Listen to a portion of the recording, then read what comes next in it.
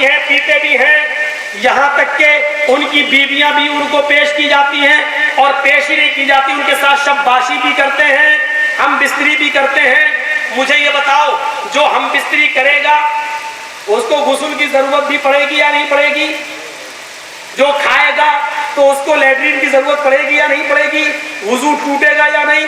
دنیوی احکام لاگو ہونے کا مطلب یہ ہے کہ اگر کھاتے ہیں تو وضو بھی ٹوٹتا ہوگا, لیٹرین پیشاب بھی کرتے ہوں گے, پیتے ہیں تو پیشاب اور استنجا بھی کرتے ہوں گے, اور بیوی سے ہم بستری کر رہے ہیں تو ظاہر بات ہے کہ غسل جنابت کی بھی ضرورت پڑ رہی ہے, تو بیویاں پیش کی جا رہی ہیں. اس معاملے کو ذرا اپنے سامنے رکھیے گا. اب میں بتاتا ہوں آپ کو, اب مثالیں حدیث کی روشنی میں ذرا تلاش کیجئے گا. میں بتا رہا ہوں, ایک آن کے لیے انتقال ہوا نبی اکرم کا اور زندہ ہو گئے, قبر میں موجود ہیں, دفن ہے. دفن تو بہت بعد میں ہوئے, 32 گھنٹے کے بعد, تقریباً 32 گھنٹے کے بعد موجودہ دور کے حساب سے, لیکن موت یا انتقال صرف ایک آن کے لیے ہوا تھا, بس اتنی دیر کے لیے, اور آپ زندہ ہو گئے بقول تمہارے. ایک آن کے لیے موت آئی, اس کے بعد زندہ ہو گئے, اور 32 گھنٹے تک نبی اکرم وہی موجود ہیں. آپ کی باڈی, مبارک باڈی رکھی ہوئی ہے. اب مجھے اس بات کا جواب دو, اللہ کے نبی اس دنیا سے رخصت ہو گئے, تمہارے بقول ایک آن کے لیے موت آئی, پھر زندہ ہو گئے. نبی اکرم صلی اللہ علیہ وسلم کے انتقال کے بعد اختلاف ہوتا ہے, امام کس کو بنایا جائے, خلیفہ کس کو بنایا جائے. تلواریں نکل آئی ہیں, قریشی کہتے ہیں ہم میں بنے گا, مدینے کے انصاری کہتے ہیں کہ ہمارے درمیان امامت رہے گی, خلیفہ ہمارے درمیان ہوگا. تم نے تو نبی کو نکالا ہے, مارا پیٹا ہے, اختلاف پڑ گئے, کوئی کسی پر ماننے کے لیے تیار نہیں, مہاجرین اپنا دعویٰ واپس لینے کے لیے تیار نہیں, انصاری بھی اپنا دعویٰ لینے کے لیے تیار نہیں. ہمارا بنے گا, ہمارا بنے گا. مجھے بتائیں, رضوی صاحب جواب دیں, ناگپور کے ایڈوکیٹ صاحب جواب دیں, ان کے نام کے آگے مولانا کا لفظ لگانا اچھا نہیں, یہ مولویت کی توہین ہوگی. ان کے ساتھ عالم کا لفظ لگانا بہتر نہیں, اس لیے کہ یہ لفظ عالم کی توہین ہوگی. میرے پیارے ساتھیوں, وہ عربی مدرسے میں 1 سال بھی نہیں پڑھے, اس لیے ان کو مولانا کہنا اچھا نہیں ہے. میں اپنے حساب سے تو نہیں کہہ سکتا ہوں. اب سنے رضوی صاحب, جب ایک آن کے لیے موت آئی اور پھر زندہ ہے, دنیوی احکام ان کے اوپر لاگو ہے, وہ کھاتے بھی ہیں, پیتے بھی ہیں, یہاں تک کہ نماز بھی پڑھتے ہیں اور روزے بھی رکھتے ہیں. مجھے بتائیں, یہ اختلاف پیدا ہو گیا ہے, امام کون بنے گا؟ اللہ کے نبی لیٹے ہوئے, آپ مزہ لے رہے ہیں, اس کا مطلب تو یہ ہے کہ زندہ ہے, لیکن مزہ لے رہے ہیں, امت لڑ رہی ہے, لڑنے دو. مسئلے کا حل اللہ کے نبی خود جب نہیں بتا رہے ہیں, بلکہ حضرت ابو بکر صدیق کھڑے ہوتے اور فرماتے ہیں کیا میں تمہیں جناب محمد رسول اللہ کا فرمان نہ سنا دو؟ آپ اپنی زندگی میں ہی کہہ گئے تھے. ابو بکر فرماتے ہیں کہ نبی اپنی زندگی میں ہی بتا گئے, یعنی زندگی میں اعلان کر گئے اب زندہ نہیں ہے, زندگی میں جو بتا گئے وہ میں فرمان سناتا ہوں. اللہ کے نبی نے فرمایا الائمۃ من قریش, امامت قریش میں باقی رہے گی, خلافت قریش میں باقی رہے گی.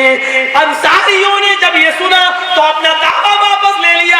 اے ابو بکر صدیق, اگر اللہ کے نبی نے یہ فرمایا ہے تو میں اپنا دعویٰ واپس لے رہا ہوں, اب میرا کوئی حق نہیں ہے. محمد رسول اللہ کا فرمان آ جانے کے بعد میں نے اپنا دعویٰ واپس لے لیا, آپ لوگ خلیفہ بنا لیجئے جس کو چاہے. اور سارے لوگوں نے مل کر ابو بکر صدیق پر اتفاق ظاہر کر دیا ہے. مجھے بتائیں رضوی صاحب اور ان کے چیلے, مجھے بتائیں رضوی صاحب اور ان کے چمچے, مجھے بتائیں ایک آن کے لیے موت آتی ہے پھر زندہ ہو جاتا ہے. پھر مدینے کے انصاریوں نے اللہ کے نبی کی باڈی کے پاس جا کر یہ کیوں نہیں پوچھا, اے اللہ کے نبی, ابو بکر فرما رہے ہیں الائمۃ من قریش, کیا آپ نے کہا ہے, کیا یہ صحیح ہے, کیا آپ نے یہ اعلان کیا تھا؟ لیکن کوئی نبی سے نہیں پوچھ رہا ہے. نبی اکرم وہی ہے. اب 32 گھنٹے تک نبی اکرم کو دفنایا نہیں گیا ہے. میرے بھائیوں, اگر ایک آن کے لیے نبی پر موت آتی ہے اور پھر زندہ ہو جاتے ہیں تو 32 گھنٹے تک نبی کو دفنایا نہیں گیا. ظاہر بات ہے اس 32 گھنٹے میں ظہر کا ٹائم آیا, عصر کا ٹائم آیا, مغرب کا ٹائم آیا, عشاء کی نماز کا وقت آیا اور فجر کی نماز کا وقت آیا. مجھے بتائیے جناب محمد رسول اللہ کو 32 گھنٹے تک دفنایا نہیں گیا, نبی کی باڈی رکھی ہوئی ہے, آپ اس دنیا سے رخصت ہو گئے ہیں. مجھے بتاؤ اللہ کے نبی اس دنیا سے رخصت ہو گئے, ابھی دفنایا بھی نہیں گیا ہے, اور ظہر کی نماز کا وقت ہوتا ہے, ظہر کی وہ نماز کون پڑھا رہا ہے؟ مجھے جواب دے فاروق رضوی, اور نہیں جواب آتا ہے تو میرا چیلا بننے, میرا شاگرد بننے کی اجازت مجھ سے مانگے, میری مرضی ہوگی تو بنا لوں گا ورنہ ان کو ریجیکٹ کر دوں گا. سنو 32 گھنٹے تک اللہ کے نبی کو دفنایا نہیں گیا, ایک آن کے لیے موت آئی, پھر زندہ کر دیے گئے. فاروق رضوی صاحب نبی کی باڈی رکھی ہوئی ہے اور ظہر کی نماز کا وقت آتا ہے, جانتے ہو وہ نماز کس نے پڑھائی؟ وہ نماز حضرت ابو بکر صدیق پڑھا رہے ہیں, اور کوئی بھی نبی کا ساتھی اور 1,44,000 صحابہ میں کوئی بھی نبی اکرم سے نہیں کہہ رہا ہے اے اللہ کے نبی اٹھیے, آپ کو تو ایک آن کے لیے موت آئی, اب آپ زندہ ہو گئے, چلیے مصلی امامت پر آپ نماز پڑھائیے. نبی اکرم لیٹے آرام کر رہے ہیں, آپ کو کہ روح قبض عنصری سے پرواز ہو گئی, نبی کی غیر موجودگی میں ظہر کی نماز ابو بکر پڑھا رہے ہیں, عصر کی نماز کا وقت آ جاتا ہے, عصر کی نماز ابو بکر صدیق نے پڑھائی, مغرب کی نماز ابو بکر نے پڑھائی, عشاء کی نماز بھی ابو بکر نے پڑھائی, یہاں تک کہ فجر کی نماز بھی ابو بکر نے پڑھائی. مجھے بتاؤ تمہارے یہاں ایک آن کتنا بڑا ہوتا ہے؟ ایک آن کتنا بڑا ہے؟ ظہر کی نماز ابو بکر پڑھا رہے ہیں اور نبی اکرم زندہ ہے, پھر بھی کوئی کہہ نہیں رہا ہے کہ آپ نماز پڑھائیے, اور پڑھ بھی نہیں رہے, لیٹے ہیں. صحابہ دیکھ رہے ہیں کہ نبی کی چارپائی ہے اور آپ اس پر لیٹے ہیں, کیونکہ ان سے نماز کے لیے نہیں کہا جا رہا کہ آپ پڑھائیے, کیونکہ صحابہ جانتے ہیں محمد رسول اللہ کی تعلیم یہ تھی جو روح قبض عنصری سے نکل جاتی ہے پھر وہ لوٹ کر دنیا میں واپس نہیں آتی ہے, اس لیے اب اللہ کے رسول تو اب دنیا میں دوبارہ نماز پڑھانے کے لیے نہیں آئیں گے.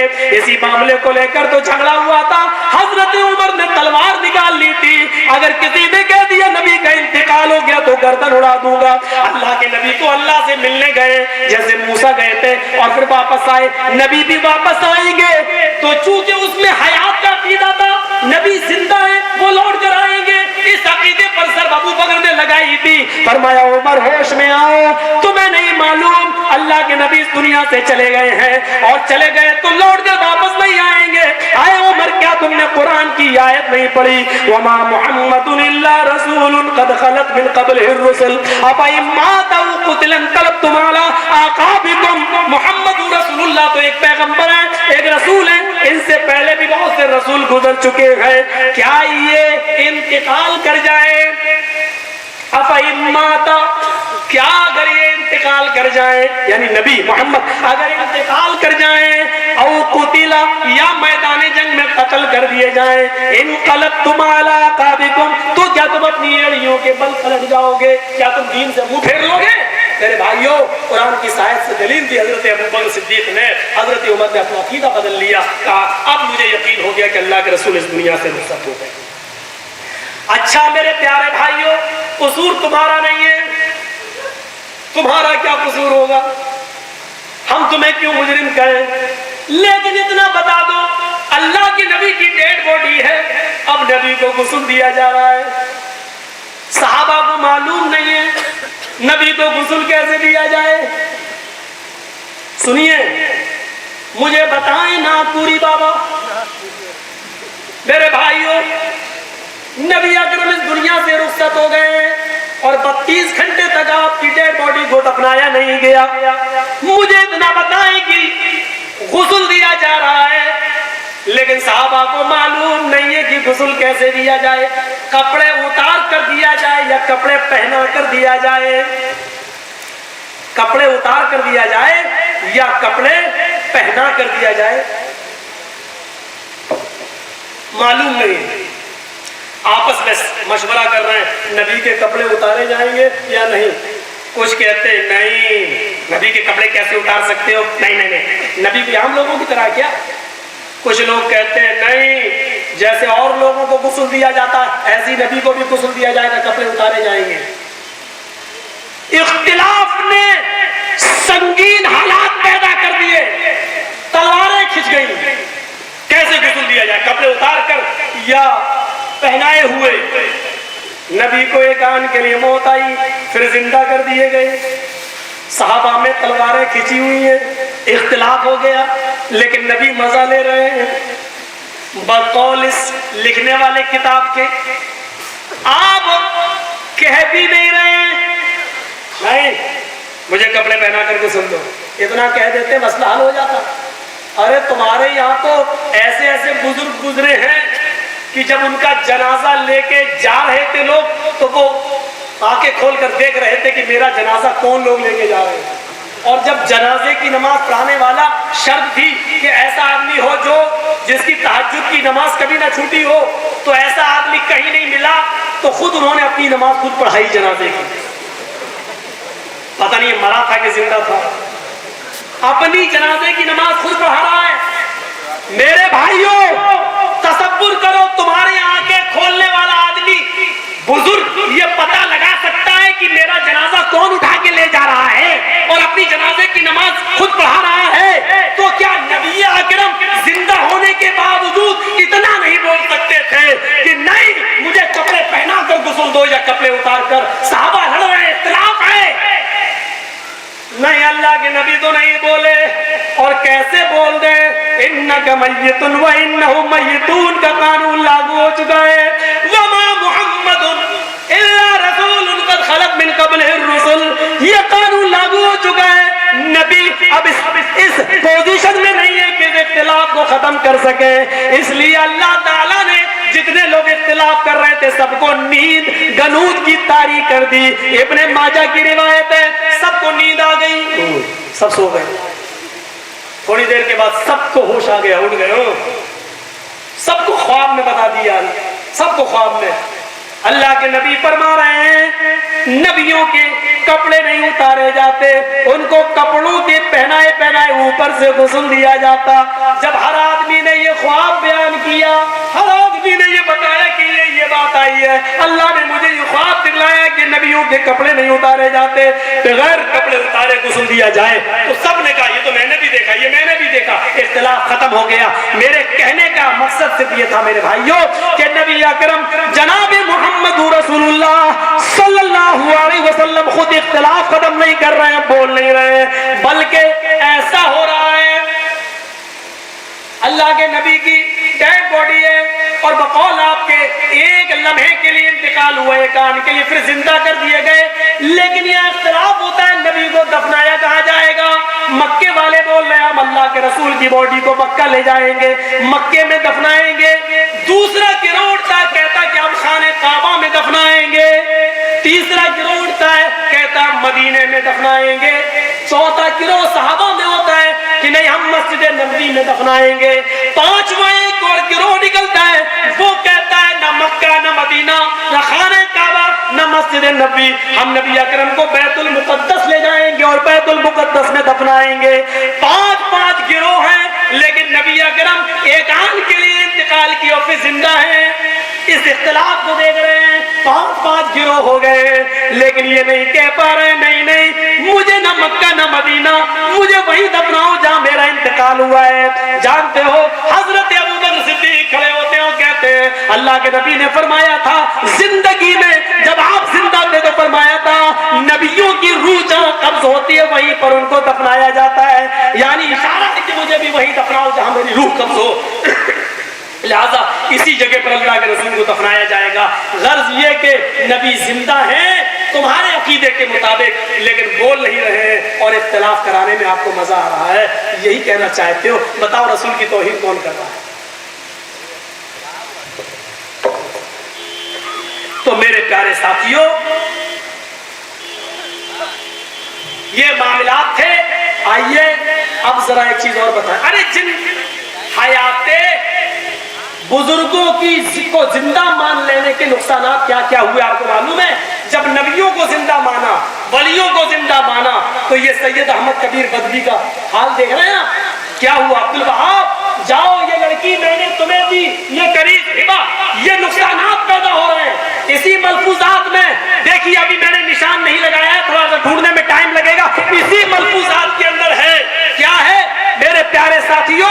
ذرا آپ تصور کریے کہ عبدالعزیز دباغ کے نام کا ایک بزرگ تھے. جانتے ہو ان کے ایک مرید تھے سیدی موسیٰ سجل ماسی. سیدی موسیٰ سجل ماسی کی 2 بیویاں تھیں. دیکھیے زندہ مان لیا بزرگوں کو تو کیا خرابی پیدا ہو رہی ہے. سیدی موسیٰ سجل ماسی کی 2 بیویاں تھیں اور دونوں بیویاں ایک ہی کمرے میں سو رہی تھیں اور یہ اپنی دونوں بیویوں میں سے ایک بیوی کے ساتھ ہم بستری کرنے لگے. بھائی 2 بیوی ہیں، دونوں میری ہے، میری پراپرٹی ہے، میری ملکیت ہے، تو دونوں میں سے ایک کے ساتھ ہم بستری کرنے لگے اور ہم بستری کر لی. اب لیٹ گئے، سو گئے. بڑا کتاب لکھنے والے تیری عقل پر تعجب ہے. ایسا تو شراب کے نشے میں دھت ہو کر بھی ایسا آدمی یہ کتاب نہیں لکھے گا جو اس نے لکھ دیا. کیا لکھا؟ ایک کے ساتھ ہم بستری کر لی. اب لیٹے کمرے میں. صبح اپنے شیخ کے پاس گئے. کس کے پاس؟ عبدالعزیز دباغ کے پاس. تو شیخ کہنے لگے کل کی رات تم نے بہت برا کام کیا، بٹ نہیں کرنا چاہیے. عبدالعزیز دباغ کہہ رہے کل کی رات تم نے بہت برا کام کیا. کیا کیا؟ کہا کہ تم ایک کمرے میں سوئے ہوئے تھے، تمہاری دونوں بیویاں ایک کمرے میں تھی، تم نے ایک بیوی کے ساتھ ہم بستری کر لی دوسرے کے ہوتے ہوئے بھی. تو یہ بولتے ہیں سیدی موسیٰ سجل ماسی، ہاں یہ تو بات صحیح ہے، 2 بیویاں کمرے میں سو رہی تھی، لیکن ایک کے ساتھ میں نے کی، جس کے ساتھ ہم بستری کی وہ جاگ رہی تھی لیکن دوسری تو سو رہی تھی.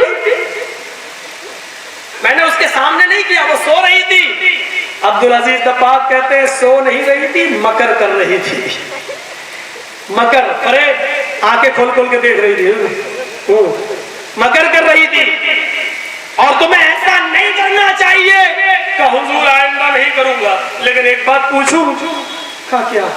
کہا کمرے میں میں تھا، میری 2 بیویاں تھیں، میں نے ایک بیوی کے ساتھ ہم بستری کی، ہم تینوں کے علاوہ کوئی نہیں تھا. آپ کو یہ خبر کیسے معلوم؟ اے ہے مرید بھی بڑا عقل مند تھا. کیا پوچھا؟ حضرت آپ کو کیسے معلوم؟ اب حضرت کا بھی جواب سنو. اے ہے حضرت کا بھی جواب سنو. حضرت کہتے ہیں اس کمرے میں ایک اور پلنگ تھا، خالی پڑا تھا. کہا ہاں. کہا اس پر میں لیٹا ہوا تھا اور تیری حرکت دیکھ رہا تھا. رضوی صاحب بنارس کا پان کہہ کر چڑھاؤ گے تو پورا طوائف کھانا کھول کے رکھ دوں گا. چوپٹ ہو جاؤ گے. مولوی چرچیز کو بدنام کرنے سے بدنامی نہیں.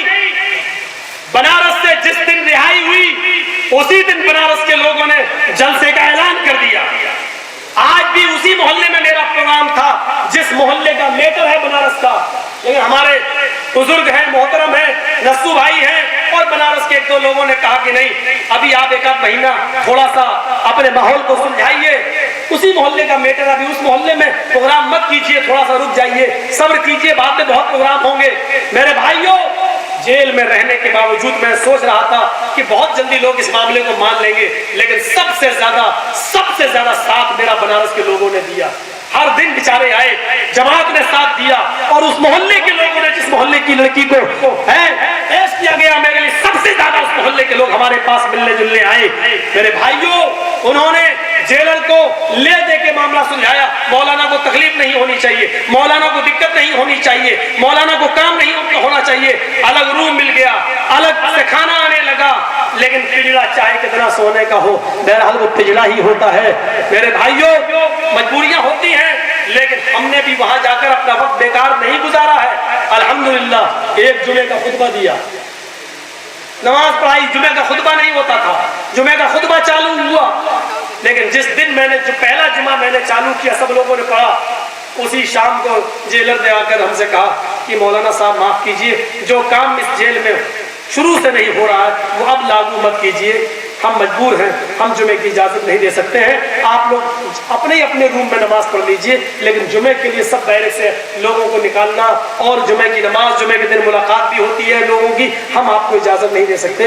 میں نے کہا بھائی अब हम कानून से तो नहीं लड़ सकते, नियम से लड़े तो एक और मुकदमा मेरे ऊपर दायर हो रहा है, क्या किया जाए? जेल की जिंदगी तो उनको अच्छी तरह मालूम है जो जेलों में रहे हैं।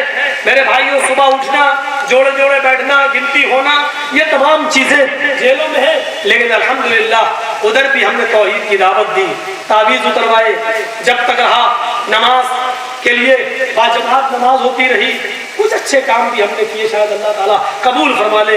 मेरे प्यारे भाइयों, जेल हाँ, ये अलग बात है कि मेरे जेल में जाने से जितना मैं परेशान, उससे ज्यादा मेरी माँ रोई, उससे ज्यादा मेरे बाप परेशान, उससे ज्यादा हम तो अंदर थे, बाहर वाले कितने परेशान, हमारे पहलवान जी, प्रेशर है, ब्लड प्रेशर है और शुगर के मरीज, लेकिन दौड़ रहे हैं और वकील के पास जा रहे हैं, पास बनवा रहे हैं और वहां कोर्ट के अंदर बहस सुन रहे हैं, चाह रहे हैं कि फाइल मेंशन हो, लेकिन किस्मत में जितने दिन दाना पानी लिखा है उसको कोई नहीं हटा सकता है।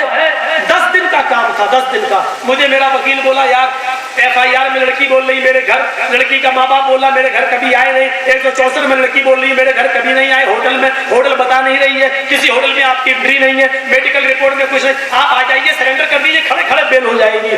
मैं थोड़ी सी गलती कर गया, मुझे कोई पकड़ने थोड़ी आ रहा था, ना मेरे पास वारंट आ रहा था, मैं गलती कर गया, अपने वकील की बात मानकर सरेंडर कर गया। और मुझे ये नहीं मालूम था कि सरेंडर करते ही विश्व हिंदू परिषद, बजरंग दल सब पहुंच जाएंगे, और इनसे ज्यादा तो हमारे ये ऊंची टोपी वाले भैया, इनको हर आदमी, अब डॉक्टर जाकिर नाइक भी आतंकवादी इनको लग रहा है।